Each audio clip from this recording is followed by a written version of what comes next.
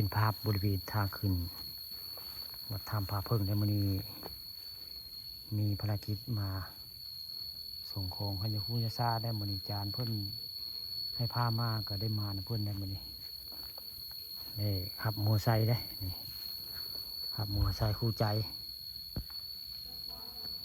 มาพาจานเพิ่นมาวัดถ้ำผาพึ่งมื้อนี้ไปหลายหม่องพี่น้องมื้อนี้มาแต่อันผู้ใดมาแต่บ้านห้วยแค้นก็ไปได้มื้อนี้แต่วัดบ้านห้วยแค้นก็ไปทางหาเฮ็ดกับปานนั่นพี่น้องมื้อนี้ไปเที่ยวภูวัดห้วยแค้นก็ไปได้จานเพิ่นพาไปเที่ยวบัดนี้มาส่งของให้โยคูยาซาอยู่วัดผาพึ่งเด้อนี่เป็นภาพทางขึ้นวัดผาพึ่งได้พาเพิ่นให้พามาก็เลยพาเพิ่นมาได้มื้อนี้ทางขึ้นวัดผาพึ่งก็จะหกกับพี่น้องเลย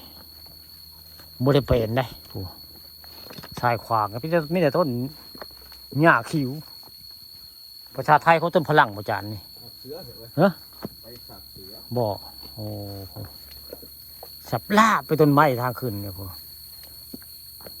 ปีนเขาต้องค่อยๆปีนไงจะขันจานนี่73 ขั้นบ่โอ้อันปฏิพี่เลียจังเศร้าหัวใจเมื่อยเนาะพี่เลียเมื่อยถ้าเราเอาขึ้นนี่เขาเห็นบันไดสูงนะที่บอกเอาอิฐบอกห้องบ่เนาะก้าวคือลำบากบ่ห้องก็บ่ห้องอันนี้ดีจานห้องแล้วมันดีนะมันก้าวบ่โอ้เมื่อยตอนเช้าพุ่นไปวัดบ้านหัวแค้นในพี่น้องตอนบ่ายมาวัดผาพึ่งมื้อนี้อาจารย์เพิ่นมาวัดถ้ำผาพึ่งมาส่งของบึ้งเทื่อได้พี่น้องขึ้นภูขึ้นผาบึ้งจักเทื่อได้มันเป็นภูกับมันนี่มันเป็นภูมันชันมันสูงเนาะ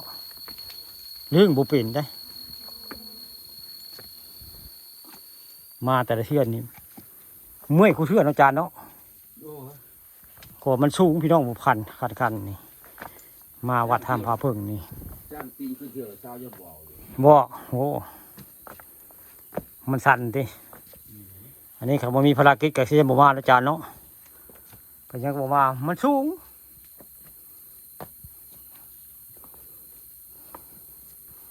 บรรยากาศตอนบ่ายแล้วมื้อนี้อาจารย์เพิ่นมาโยคูยาซาวัดถ้ำผาพึ่ง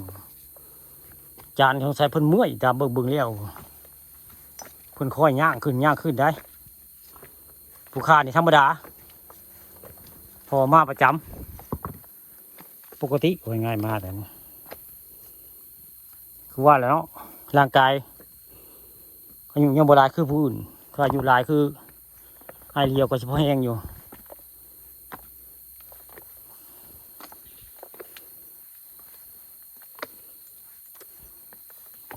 70เท่าไหร่ก็จาน70ขั้นเท่าไหร่ก็ขั้นมันนี่บ่แม่นดอกพวก70ขามขั้นอยู่พุ่นอันนี้มันเลยเนาะเลยเนาะเลยแล้วเบิ่งแล้วนี่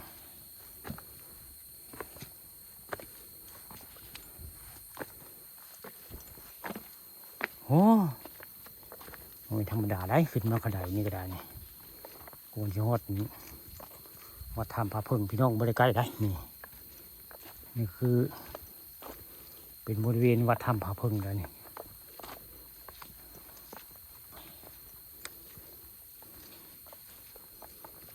เงียบธรรมจารย์เนาะเงียบสังกัดเนาะไม่มีเสียงนกเสียงกาสมอยอยู่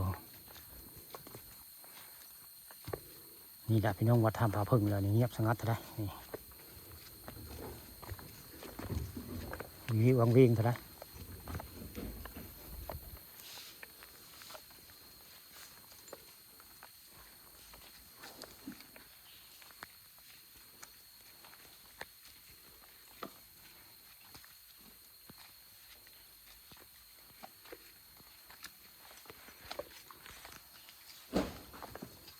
โอ้นี่เสียงคู่เป็นอย่างบานนี่นี่แต่เสียงจานเฮ็ดอย่างน้อจานเนาะ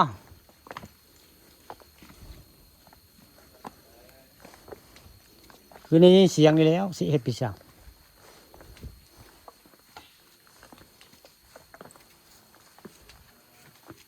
ฮอดถ้ำแล้วพี่น้องบ้านนี้นี่ฮอดถ้ำเรียบร้อยแล้วนี่คือถ้ำผาพึ่งด้านนี้ทางเทิงแล้ว